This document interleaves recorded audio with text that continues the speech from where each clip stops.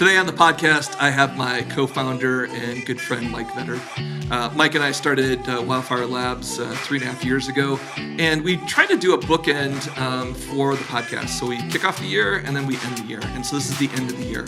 And so what Mike and I talked a little bit about today was just the themes that we've seen with founders in our program. Things around, deep domain knowledge, what fuels our entrepreneurs, the role of AI, how we're getting more and more capital efficient and providing products to the market. And so these are kind of motherhood and apple pie. I think it was an easy conversation for both Mike and I to do. I'm always honored to get a chance to talk with him and have him share his opinions. He doesn't get enough credit as far as visibility or credit for what he does.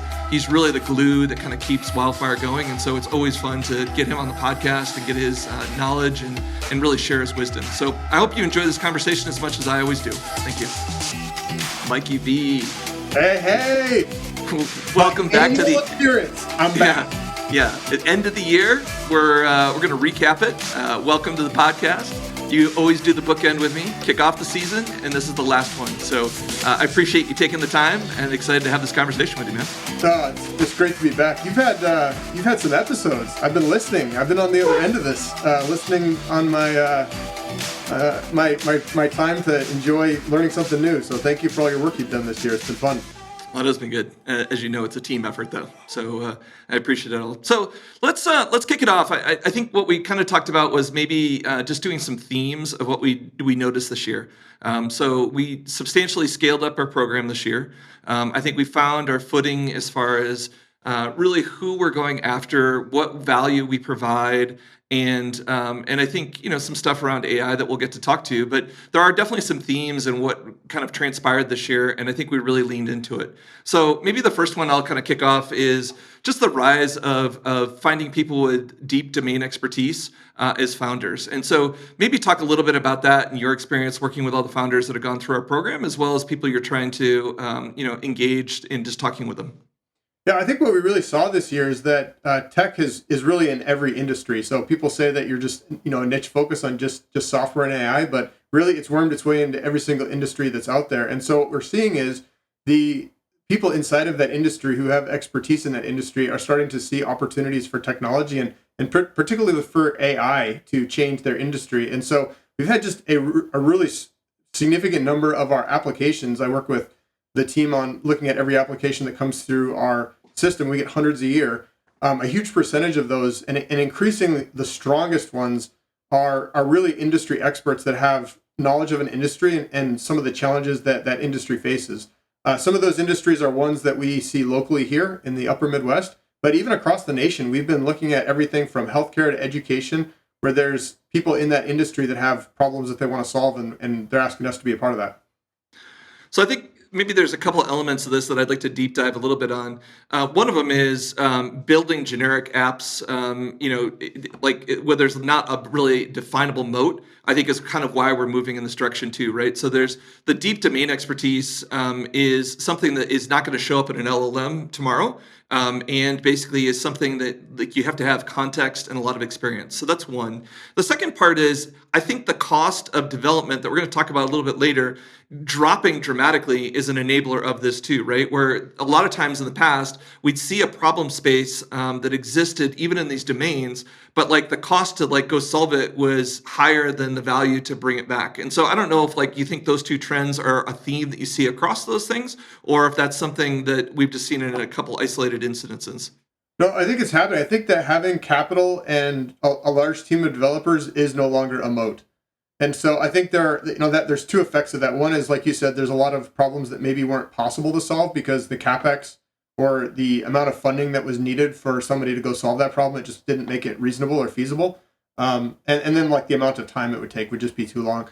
But the other thing that's interesting is, even if there is incumbent software providers in a space, a lot of times they're missing key value areas that somebody who's a subject matter expert would know. And there's really two specific things that a subject matter expert has. One is that they have, what you mentioned, is the kind of knowledge of what the problems are, the areas of the industry that workflow is a problem or there's a lot of waste. But the second thing is they a lot of times have access to the networks and the data that are in that sector. So whether it's associations with unique information or just straight data about what's going on, I would talk to somebody in the healthcare industry that had data about how orthodontics is done recently, and they have all the knowledge about that specific area. And it's just not possible for somebody who's a developer in a tech hub to know exactly what that data is and how to actually turn that data into a product. And so a subject matter expert is going to know that. And then because of the barriers of having large dev teams, and you can use vibe coding and AI to go build it, it really has compressed the gap between somebody who knows an industry and building a software product that solves that problem. That barrier has just really collapsed. We've seen that internally, and we've seen that out in our founder groups. So maybe just talk to me about some of these examples. I think you're talking about Christian on the orthodontic side. Maybe just talk to me a little bit about why is that interesting? Why is that a niche that is worth scratching? Well, for a lot of these industries, they're actually collecting a lot of data. If you look at even in the dental industry, I mean, these practitioners are rubbing shoulders with patients. They're capturing imagery. They're interacting with the patient every day. And they're collecting information about what's that experience. But a lot of that information just sort of sat on the shelf, right? It sat in their software, but it hasn't really been turned into patient care. You're seeing that across not only just healthcare, but in some of these other industries. And so now you take AI and you say, well, can I turn that into improving patient care, customizing care for that patient using AI and doing that at scale, where you have a dentist who doesn't necessarily have the knowledge of how to build an AI system, but they can take that information and turn it into a better patient experience. I think that it's possible to do that in a way it just wasn't before. Yeah, no question about it. What about some other examples? I mean, is there other kind of examples that kind of illustrate this point that have come through the program? Well, I want to throw this one back at you because you've been a little bit more involved at a detail level in AgSense, and that's an interesting play because it's the intersection of ranching, which has been around for so long. It's a part of the DNA of the West.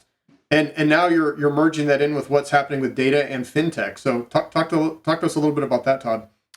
Yeah, it's a good one. So this one's kind of a near and dear to my heart. I think they're basically building a peer-to-peer network for ranchers and lending. So essentially, they're connecting home offices with ranchers and bypassing the banks. I think the thought process is here: can we basically build better tools and infrastructure to manage risk for the rancher and give a good return to home offices? I think a lot of ranchers would say the bank's real customer is not me, the producer, it's the regulator. There's a lot of regulations that make this difficult. And then they're not very sophisticated from a technology perspective, right? They're not building tools around managing your herd and herd simulation. They're not giving me information about how to market my product based on kind of where the CME, cattle index is actually going. They're not giving me hedging strategies to really mitigate the risk to my loan. So I think what that team is really doing is leveraging that. But to your point, it starts with Brady Chandler, who basically has lived, being a cattleman all of his life, right? He grew up on it. He's worked on his other people's ranch. He's done his own. He's done consulting. He's been part of some technology or some startups in the ag space. So that man just lives and breathes it. And then you throw somebody like David George, who has a technical bent to it and is super excited about going deep in some of these problems. And all of a sudden, that synergy has created some really interesting outcomes that I think the industry is excited. And there's not a rancher that we talk to that doesn't say, I have this problem in spades. The interesting thing about that one, though, Todd, is that it's gotten to the point now with some of the price predictive modeling where we have a PhD candidate who's actually working on some of the algorithmic development behind some of those tools that you're talking about. So I think kind of back to full circle on the industry expert, there still is a need for expertise in specific sectors around AI, around algorithm development. But I think the real inflection point on this is when you take an industry expert and you pair them with some of that talent that understands how to use these tools, that's when you really get some exciting leverage. And the time it took to build this thing, this would have been like a 1 or 2 year build process, and it's going to be done, in a month or two. And so like that is just an incredible compression of idea and problem to matching it to particular technical expertise to the build, all sort of in a short period of time. So I think that was just an interesting story. It is, and I think to your point, it's complex, right? I mean, I think what you're trying to do is take something that's a very complex industry and make it simple for ranchers to better manage risk in their operations, right? That's ultimately what we're trying to go do. And I think, we're trying to get younger ranchers into ranching, and really the requirements financially are kind of tough, right? You have to put a lot of money down. You're heavily collateralized. The banks don't always give you the equity on your cattle that you think you should get, looking at what the market is. And so I think this team has done a pretty good job of amalgamating a lot of these resources around the domain expertise and the problem they're trying to go solve. And we're excited to see where it goes. The other thing that's interesting about this one is just where the talent came from. As you mentioned, we've got a couple of guys from Texas who are working on this, who are, Brady is a rancher, for lifelong. We've got somebody else who's working on sort of the product side, but we also have, the PhD candidate who's working on the technical side is actually from Rapid City, South Dakota. And so you just really wouldn't expect that when you think of a fintech play like this that is using AI and some of these algorithm developments. But it's not a Bay Area startup. It's from the Midwest. But there are people who are just really well suited to solve the problem and also to understand what the problem is. So I just think that one's an interesting one, just from all of those angles, how it came together to build something really unique. Yeah, I'm excited to see where it goes, and pretty bullish on the opportunity that's in front of them. Yep. Another one that comes to mind too is the Journeyman, and these guys are in an interesting niche, which is wildland firefighting. And initially, at first blush, it looks like an employment app, just like you would have it Indeed. But there's so many interesting things around, managing your license, equipment, staging equipment, fulfilling contracts. These are all real problems for these wildland firefighting contractors who we need as a nation to be protecting the critical infrastructure and the people that are living in the West. And so they now have thousands of users. I think we may have mentioned them last year, but that platform has grown. It's a couple of guys who are in that industry, both experts in it, have done it a long time. They were their own dog food. They used the app internally. That was kind of the case study that they used to go to other companies with. They were industry experts who, back to the technology piece being less of a barrier, they went and actually learned the tech. One of the co-founders got interested in low code platforms and online systems, and they ended up using a minimal amount of help to get this thing going. And within a year now, they're the dominant player in that niche. And again, it's not what you would think of typically with a large TAM unicorn type startup, but these guys haven't needed to go and raise a bunch of money to build this thing. They've been able to self-fund, and they have a really nice position in the market from that work that in a traditional startup you would have seen them raise 2 or 3 rounds of capital and have to go after a big TAM. So it's kind of back to that original point you made, Todd, about some of the barriers coming down so that some of these really important, unique sectors can be served with technology, and they just wouldn't have been able to do that 2 or 3 years ago. Yeah, I think this one is an interesting one. I think that I've just learned a lot about that industry, right? Like when we first met with those guys, you're kind of thinking, okay, interesting. But like the complexity of this, you think about the sense of urgency, right? Like they're not super price conscious when there's a fire going on, right? And so really what you're trying to do is get resources to a fire as quickly as possible. And there's a lot more science to, where is my equipment and how close is it to the fire, and do I get picked to basically do this because I'm closest and I'm ready to go. So there is a lot more complexity to managing this than I think I initially thought. And to do it well, there's a lot of money to be made if you can be way more efficient. And so I'm excited for Tyler and Brennan and seeing where this one continues to grow. But it's a great example. Yep, agreed.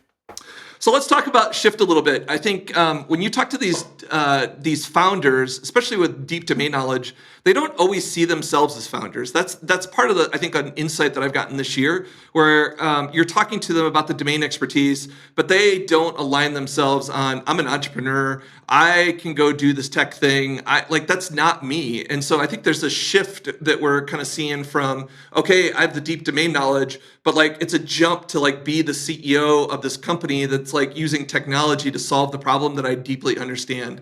So do you agree with that? And then talk to me a little bit about the shifts in that process.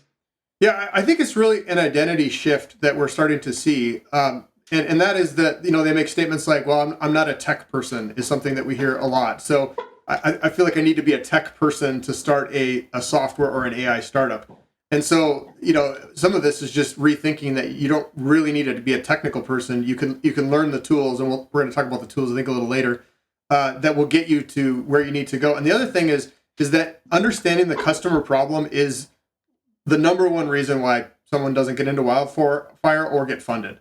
It's really not that we rarely see the reason. And I don't think I can even think of an example this year where we had somebody who had an idea and the technology just wasn't going to support it. Sometimes you got to stage it out and phase it out. That's why you build an MVP and you launch it quickly. But it's really not that the founder doesn't have, the technical skill to go do it. The other thing that we hear a lot is I just feel like it's unclear of what I need to go do to go from idea to a company that has revenue. And so the belief is that it takes a lot of money. I might have to get a second mortgage on my house. I'm going to have to quit my job. There's no way to bridge. Scary. Yeah. So, but those things were all truisms, a decade ago or something, where you needed to go all in, sell all your things, come up with $100,000 to hire developers and then you do it. So now what you can do is you can take an industry expert who's actually in the industry. You find a way to get, some hours a week back through making some trades. You find somebody who's a co-founder. And then you go validate the concept and you can actually vibe code the app before you make that leap. And now we're seeing that. So we have founders who do quit their day job. They are ready to get going. Some of them actually are not raising capital because they're already generating revenue, which is also wild that you can do that. Or you have somebody else who runs your business day to day. So, a lot of it's just thinking about it in terms of I see a problem. Can we put the pieces in place to solve this problem? And the answer is usually yes. But I think, again, there's some truisms that we all heard a decade ago that just aren't true anymore. And so I think part of it is that the industry experts who see that early, right now, are going to be able to take advantage of that. If they wait for a convenient time to jump ship, when everything lines up perfectly, a lot of this stuff's going to get built because the barriers have fallen to go build these things. So I think it's never been a better time to go start a startup, but you need to not wait, because especially in some of these niches that are untouched, they're gonna be low-hanging fruit pretty soon. One of the things I think has been interesting in some of this discussion, and we can use the two examples we just brought up with AgSense and Journeyman, is go-to-market becomes easier, right? Your domain expertise, you're in that vertical, a bunch of customers. And so, when people come to us and they say, I have 50 customers that want this, we're kind of like, woohoo, this is great. That's usually where we have problems, is building go-to-market. But a lot of these domain expertise already are in the industry. They're already working in it. They already know who would be a benefactor of this problem. And I think that's another big challenge that we see with our startups, or in general startups, that they just don't have a go-to-market strategy. And so this gives you a jump start in it. Yeah, and another thing that's just an interesting, and you wrote about it in Substack actually, that and I thought it was great, that some of the traditional ways of doing go-to-market, where you build an email drip campaign and you outmarket them with spend on Google ads and all these other things, they're actually becoming less effective with AI, because it's so easy for somebody to just plug money into that and make it go. And so the network effect and the data effect of being in an industry, understanding the network, understanding the key players, understanding how the data works so that you can fit into that, is actually becoming a differentiator that is very hard to replicate. You can't just put money into marketing and get that. And only somebody who's credible in an industry and understands sort of the nuances of that industry. I think Journeyman probably comes to mind on that one. Unless you are in that world doing that contracting, it's very hard to, you can't market your way into that by doing more AdWords. And even things like search and social media are starting to decline in terms of people's attention. So it becomes less effective using those traditional methods. So I think it just puts the industry expert in an even better position to do the go-to-market in a way that no one else can. Yeah, and maybe I'd reframe it a little bit. I feel like they have a trusted network is because of it, right? There's validation. They're already speaking the language. They're using the right vernacular. And so they're basically trusted already in their industry. And then this is an expansion of, you and I had this problem, and so now take a look at my solution. Yeah. I think it makes it easier to do partnerships. I mean, there's just a lot of things that this unlocks. And I think it's maybe been undervalued, at least from my perspective, until we got more and more people into it. And then you see this trend on the flip side, where it's like go-to-market becomes a lot easier. Yeah, and they're easy. If they're better at designing the personas, so they can AI generate better content. They're able to do better outreach campaigns. There's just a whole bunch of things that get easier if you know what that language is and you're credible. And that credibility, like you said, is huge. In a world where content is cheap and AI can generate anything, being credible is a huge advantage that is very difficult to replicate. Before we leave this topic, though, like maybe we have this concept of no black boxes, right? We basically make founders understand every aspect of their business, and this isn't to be jerks. This is basically to say, hey, look, you're going to have problems scaling any one of these, and if you don't have an understanding of it, you can't troubleshoot, you can't add value, you just don't understand it. And so now, when you take somebody that's a domain expertise and you say, well, I got all these boxes that to them are black. And they have to go through our process and have to have a working knowledge of it. That can be daunting. So we've talked about the pros of all of this. Maybe talk a little bit about how maybe our process helps mitigate explanation and understanding, so that at least you have some working knowledge of how a startup works. Yeah. So even though the barriers have come down, this world definitely rewards people who are willing to learn. And so if you're an industry expert and you just want to do your industry expert thing, you don't want to learn new tools, new AI, like how products are built, how you manage a product, it's going to get even harder, right? Because you need to be able to understand and be able to quickly adapt and be able to learn new things. I think that a program like Wildfire can give you all those tools, and I think we see that founders who embrace it can go incredibly fast. They can use AI to shorten and shortcut the learning curve in a lot of these areas. But there's no question that you have to have an attitude of being willing to quickly learn and adapt. And coming back to your black boxes thing, like if you're a founder, a domain expert founder, and you want to outsource product so that you just have somebody else who figures it out for you, like, you're just going to get killed.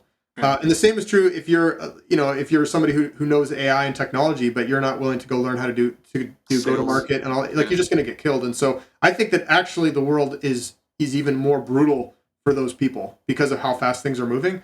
And so I think that, back to the truth of it rewards people who learn quickly and iterate quickly. And you don't have to spend $1,000 to learn that a marketing tactic doesn't work, but you have to be sure as heck committed to learning really quickly what's not working and iterate on it. And you can't have black boxes, because if you do, you're just going to dump money down them. And that's why our mantra is no black boxes, because we want our founders to be equipped to not outsource the success of their business to somebody that doesn't understand their industry. Yeah, it's a journey. And I think what you kind of highlighted is an appetite to be curious, an appetite to learn, and an appetite to continue to iterate on your project. So I think that's really well said, Mike, and I think it's a critical component of it. We brought up AI like multiple times in this conversation, and I just want to stop and think about this for a second. It's been 3 years since chat came out. And you think about the wow factor that we had in V1, and then, you and I just, like, even in the last week, talking about different tools, we're constantly picking up different stuff and trying to figure out like problems that we have. You were working on a one pager for some marketing collateral and picked up anti-gravity, and basically one-shotted what you were trying to go do. We're in an amazing age, and things are changing so quickly. What's your perspective on the last couple of years and how this has evolved and where it's going? Well, Todd, I was actually thinking about this, when we were talking about doing this podcast. You remember we wrote that white paper on the 3 stages of AI and how the third stage is going to be agents? Yeah. We're like, well, we don't know exactly when it's going to happen. Well, yeah, it's here. It's here. Yeah. It's here. And so, but what agents have done is they're just taking over a lot of the grunt work of getting from here to there. Like that one-shot example, we used some AI to come up with the messaging, but then it was an agent that I basically gave that messaging to and said, make a slick. I want to have all these parameters. I want you to iterate on it until it looks nice. And it just churned on it. And the new version of Opus basically just did it. Yeah. And so, but what's happening though is it's touching every part of the startup. I think at the beginning, we were thinking it would be more just the development of the product would be AI. But I think there's nothing that it hasn't touched this year, Todd. We were just kind of like going through a list of initiatives earlier this week, and we talked about coding, we talked about marketing, we talked about product design, we talked about synthesizing customer interviews. I mean, you look at any part of starting a startup, and if you're not using AI in it, you're probably going too slow. Yeah, I agree. And I think, we don't have a ton of capital. And so I think that's driven us to be, again, capital efficient from our standpoint, and to basically find opportunities to go do this. I think, to be super blunt, though, I think other than coding, it's been kind of messy, right? I think the industry around coding, you think about Cursor, you think about Lovable, you think about Claude Code, that has materially matured in the effectiveness. I think, certainly Opus 4.5 has been a game changer for a lot of these tools. And so it's getting a lot better. But then you look at everything else and it's like, it's amalgamation of, this tool and that tool and stitching things together and N8N and Zapier or whatever you're trying to use. And so my guess is over time, this will become more and more solid, and there'll be better use cases. But today it's kind of a messy middle we're in. Oh yeah, I mean, I think I've heard of this called the early days. I'd call it the Bush League days. I mean, a lot of this stuff is straight up Bush League, and whatever you build is wrong in a month. So, like you were talking about, giving our founders better tools. Well, one of the things that we tell them is whatever tools we give you, it'll be wrong in 2 weeks because something new will come out. So, like a really specific example in our workflow is that we used to go through a process of doing wireframes.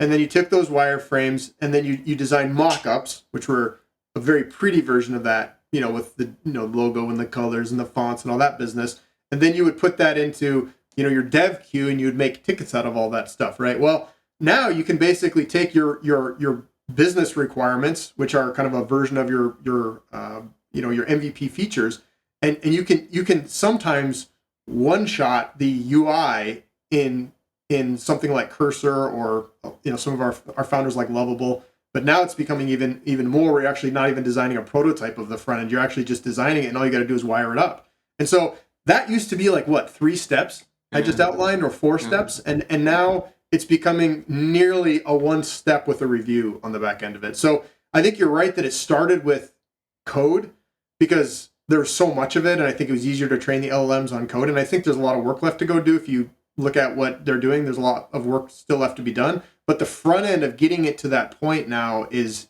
becoming a lot cleaner. And then when you do that work and you understand what the needs of the customer are, you can now use that front end work to build your marketing out the back end using the personas and the customer problems and all that kind of stuff. And so all of these things are starting to come together. But Todd, it's still very early days, and the amount of innovation over the next 12 months or 24 months, I just think that a lot of these things, it's going to get cleaner. It's going to get less, you do a prompt here, you wire it up with N8N or Zapier over there, and then you keep going. But right now, the founders that are winning, I think, are doing those things. We're doing those things because it's already, even, what you were doing this weekend with JSON and N8N is still a massive leverage. I mean, that's more than 50% of the time that you're going to get back when you implement that. And I'd say that's typical. So let's talk about the internal use versus the external use, right? I think that, I guess, if I put my product management hat on, I think that a lot of legacy companies are just bolting on AI to existing kind of legacy workflows.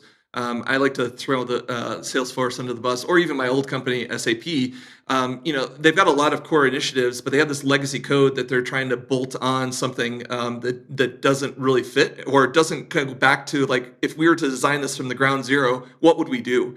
And so maybe talk to me a little bit about founders' principles and using AI, where you almost have to rethink the workflow and the way that you want to go do it. I mean, I even think about things like Property Meld, who's 10 years old, and Trades On, who's basically looking at a similar kind of adjacent type problem. I think that if you basically looked at that lens, you probably could crash a lot of the lessons learned over Property Meld over the last 10 years. Yeah, I think like the temptation is, if you're a founder and or even if you're in an industry, is like to build a bunch of screens for people to put in data. Like, I need this information, so I'm going to make a screen for that. And then you spend a bunch of time mocking up a nice screen with all the data inputs. But then you ask the question, like, do you even need all those screens? And do you need to collect all that data? Or can the AI agent go and do that for you? So if you look at things in terms of like, what am I trying to get at the end? And then do I really need to design all of this software in the middle? Or can I hand that off to an agent with good data and good rails to run on? And kind of engineer that up front? Sometimes you just get rid of things. Like that example I had earlier of, like, rather than finding a better mock-up tool for a founder or AI generate your mock-ups, the question is, do you really even need to have mock-ups? Yeah. Like, could I just make the interface and then show that to customers? And if the answer is yes, there's like 3 things you can eliminate. So kind of like back to first principles, like the only thing worse than automating or the only thing better than automating a process is getting rid of it completely. And I think with AI, you can in many cases do that. And so you got to rethink the whole thing from the ground up, saying, how could I make this AI first? Any tips there, though? I guess this is where I'm struggling a little bit, where I think like we do a good job on the customer discovery. We get them to like really figure out what the use cases that are going to drive kind of MVP type value. But is there anything that you're seeing around leveraging these tools in a way? Like, I think we have a lot of founders that come to us and think this is a magic button, but I do think that you really have to really think through the workflow of the individual and how do you take steps out? And do you like, is that something that's easy and most people are just figuring it out, or do we have to be more pragmatic about it? Well, I think that part of this is like you're building differentiation if you can figure out how to take waste out of the process. And so one of the things that I think is not being replaced by AI right now, and I will see what all these AGI people, will maybe debate me on this, but deeply understanding the workflow, not from like what they must do tactically to get the job done, but what does the person need to get from here to there, and then understanding like in your industry, how can I make that whole process better is crucial. And so I think a founder who's intuitive at understanding the workflow of a business or of a niche first, and then saying, okay, what data is there? What AI could be used to solve this problem? That's where I think you get a lot of leverage. So like the example of like prop tech you were talking about, I think there is a workflow around, maintenance, right? There's a real physical process that has to happen if something, goes wrong in a unit, and you have to go through the process of resolving that. That's a very specific process. Now, you can apply AI to that in multiple places, but you have to understand that process very, very discreetly. So I think that the founders who are winning at it will take really, deeply understand the process, but then they do deeply understand what could AI do to solve this, what data is available. And I think it does go back to that white paper we wrote. You still have to understand what's available for you, because it isn't like back to the magic button thing, is AI still needs context. That's like the big thing about LLMs. They need context. And most of the reason that AI is not used in industry is that industry hasn't provided AI with the right context. And if you've got the context in that process to know what data needs to go in, what the expected output should be, then I think you can do it. And that, like the example of mockups is one. Like you have to give AI the right data to make the wireframe and to make the app. Without that, it's gonna design the wrong thing. Yeah, I totally agree. I think it's interesting to see how this is all kind of collapsing. I guess one of the things I would say that's interesting on this as well is I was doing some consulting work today, and I was talking to the company.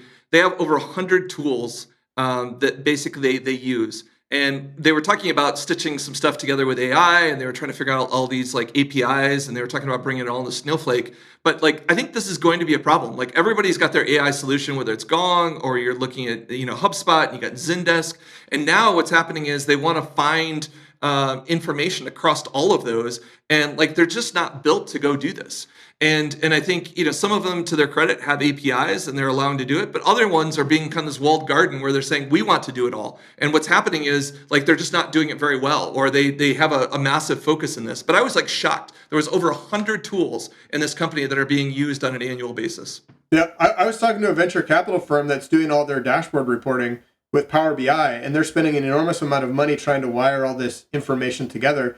And, you could attach an LLM to each one of those databases, provide it to the LLM as context, and basically have the LLM like surface insights to say what's changing or what are my metrics that I should be looking at. And so in order for them to do that, they have to solve a technical problem, which is what you're talking about. They got to get all these databases linked together. You can maybe use AI to do that. And then there's just different way to look at it. Like building more charts with drill downs may not be the best way to distill insights out of that data. Like give that to the LLM and say, here's my business model. Here's all the key things I'm watching. I want you to watch my cogs in this line. And if it changes, send me a report out of N8N every week. And so like some of this is like, you got to do a little bit of both, where you got to attack it from the data stringing everything together standpoint. And some of it, you just got to throw out paradigms.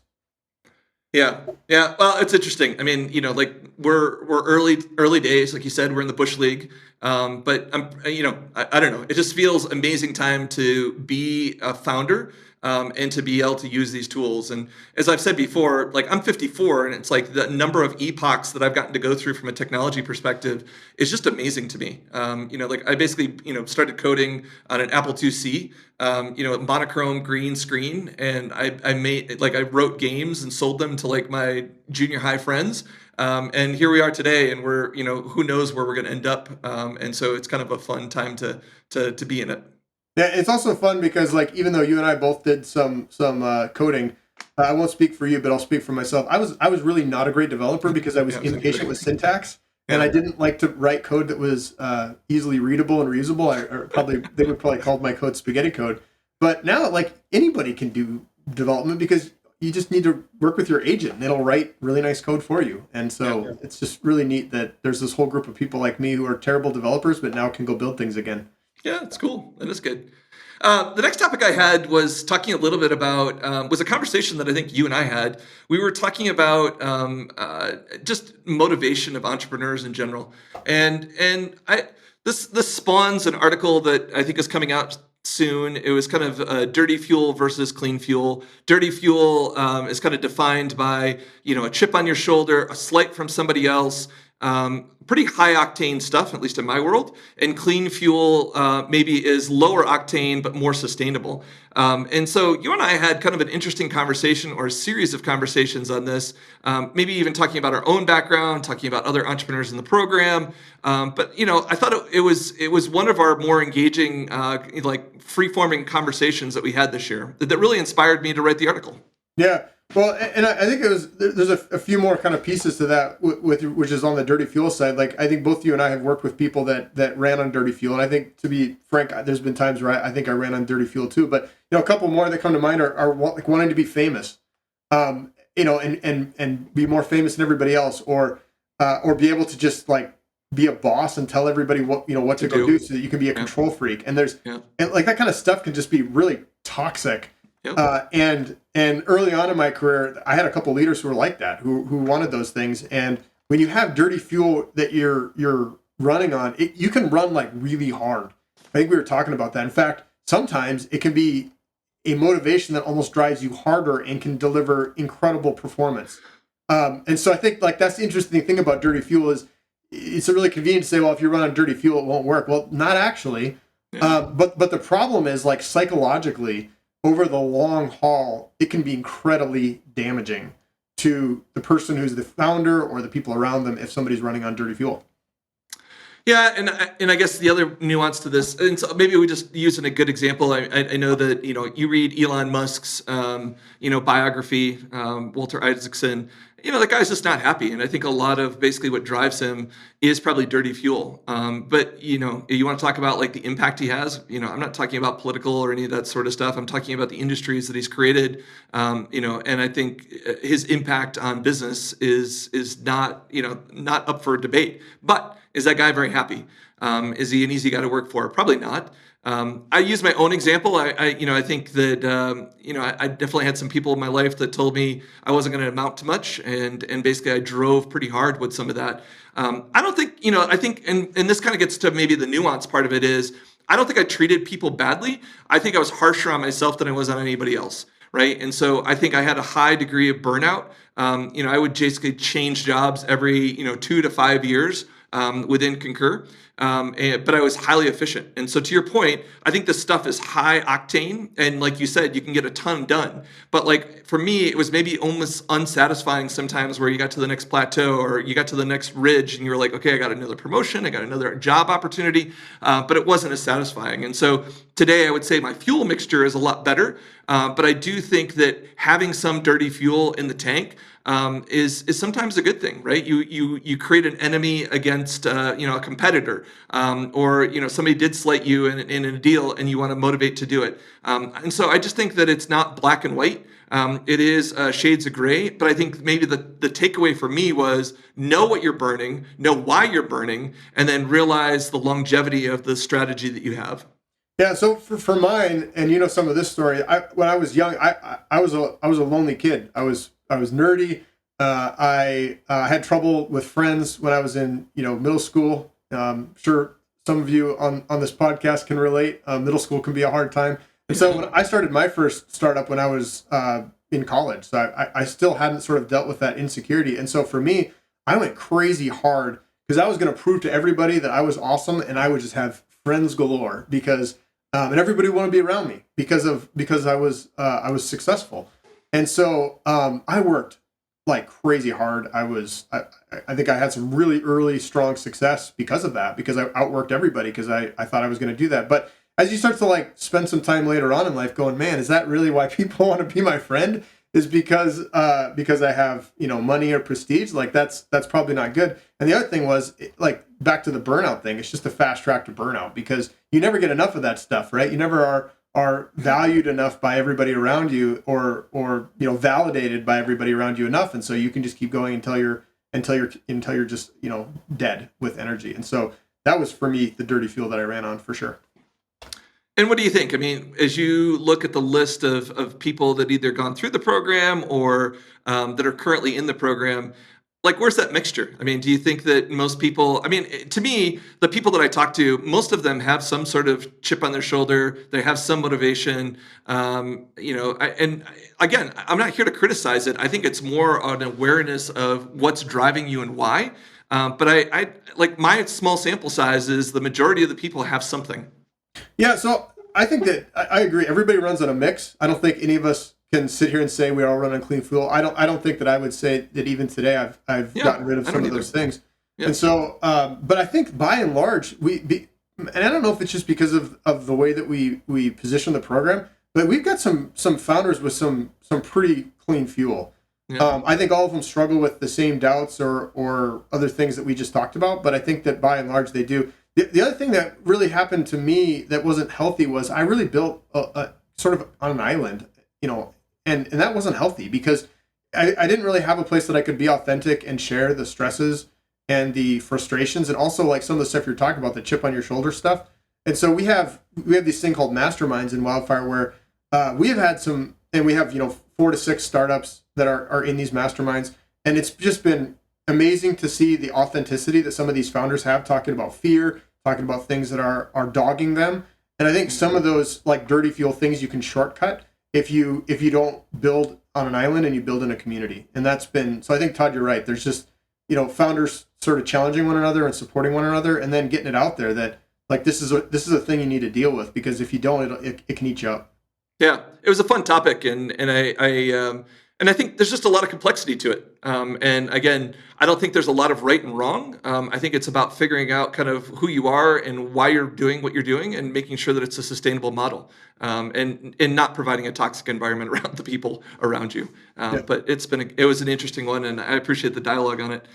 Maybe the last topic I have for the discussion is really maybe leading up to a lot of what we're talking about, whether it's the founder component of it or the AI component, it's leading to more capital efficient startups, right? When you look back and say 3 years ago to do the same Journeyman project or the same AgSense project, you're basically spending a factor more. If you think about going back even further between, when you didn't have all the hosting services we did, right? Like there's just been a collapse. Racks of servers to host your app. Yeah. I mean, that's what we did at Concur, right? Yep. We basically had our own, data center and our own racking service. And so, like, I think this is just getting compressed.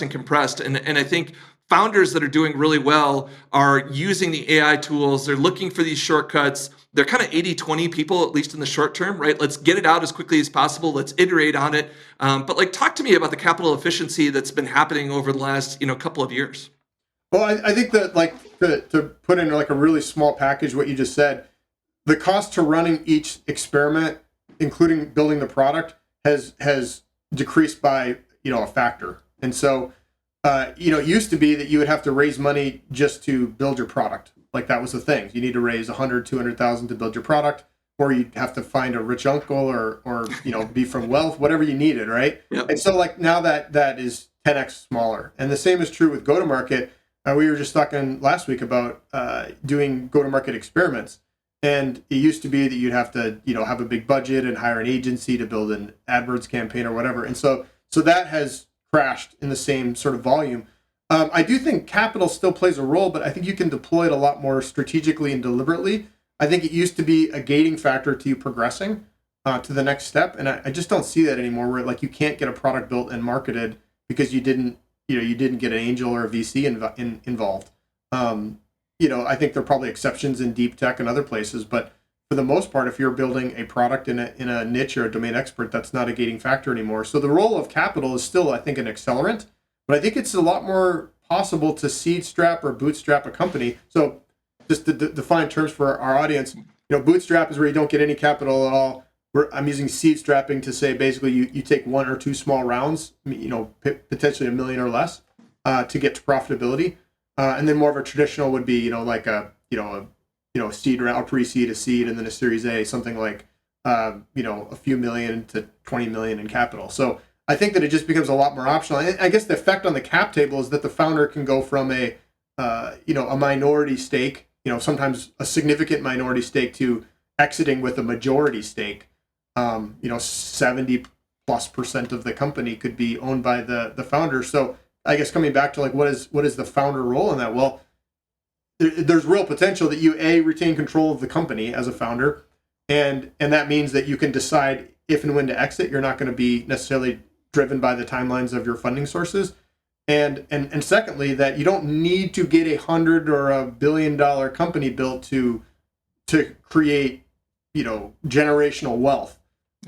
You could create a $10 million company and own 80% of it and end up with $80 million or $8 million, which is an incredible amount of money on a single deal. And so I just think that you can build something in a different way.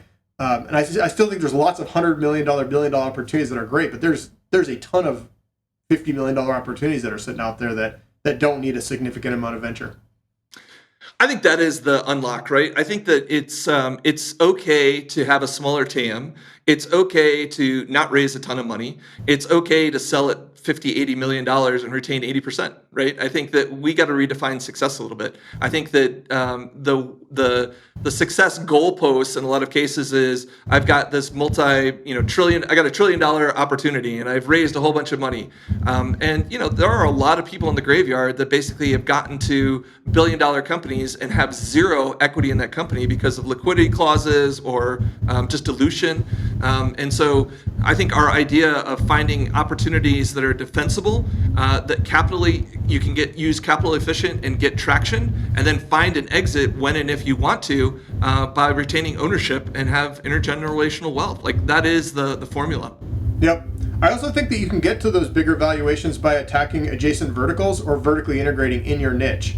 And so there's a whole bunch of startups that are in Wildfire where they have many adjacent niches they can go into. And maybe the current niche they're in is like that $50 million potential opportunity. But if you go out to some of the adjacent niches and you do the same thing, or you vertically integrate that niche with more tools, you can get to a multi-$100 million valuation that way too. And again, it does require a little patience, right? Because the old way of just raising an enormous amount of venture capital allows you to be, I don't want to say sloppy, but you can certainly go fast.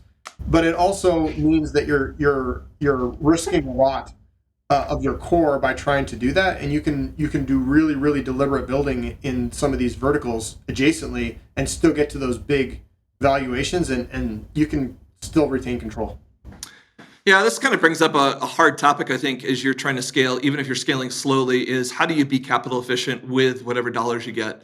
And I think, there's a company here that I work with, and they raised a bunch of money. I think they would say 50% of that they lit on fire. And now they've gotten very, very capital efficient. And now they're looking for the next round, and they're trying to figure out, like, what are the controls that I put in?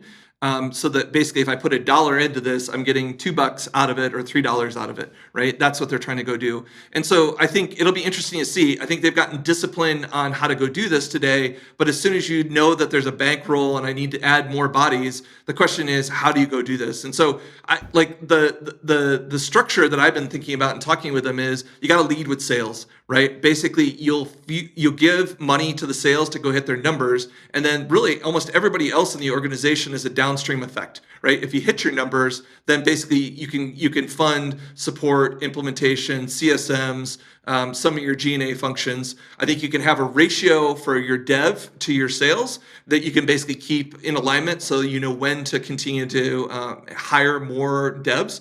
But you have to have some framework like this, so that you are being efficient with your dollars, regardless of how much you have to spend. So Todd, this flies a little bit into the face of what's happening in the AI space, where these AI frontier builders are raising enormous amounts of money, and speed is everything. This is a little bit against the grain of that.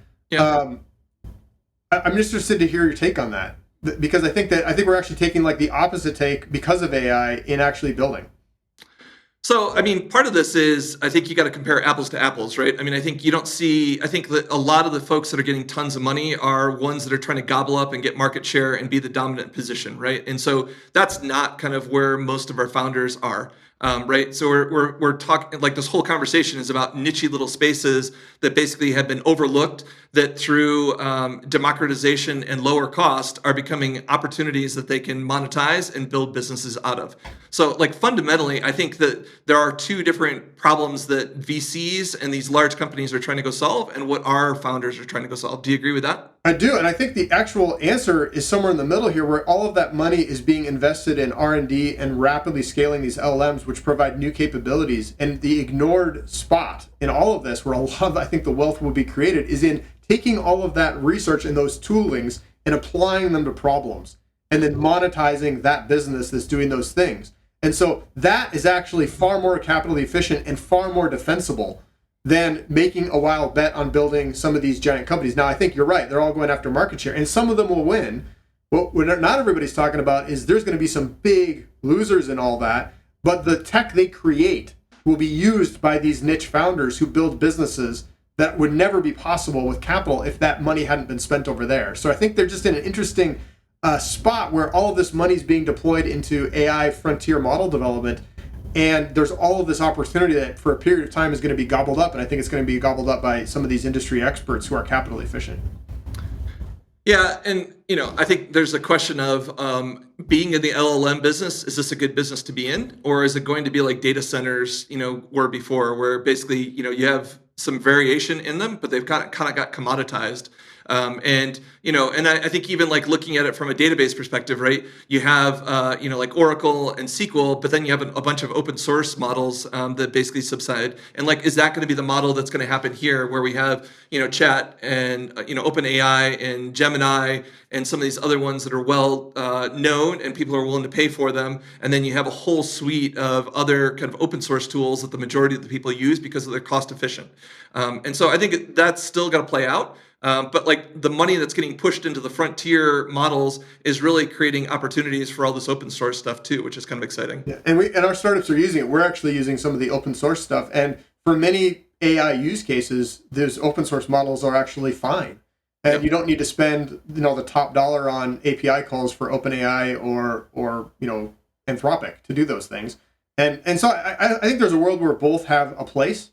And I think that the great thing about being a product founder or an industry expert founder is you sort of get to go grocery shopping on somebody else's dime and find the best models and then swap them out. I mean, right. you can it's so easy to change models and experiment with them. So you don't have to, bet on a horse and then ride it into the ground. You can switch gears and you can build on whatever is the best at the time. And it's been really fun even in our group to try different models, and as things evolve, adjust the workload. So yeah, I think both can be true. I think the game is being played so heavily in the frontier model development land. It's just leaving space for so many founders in this product space.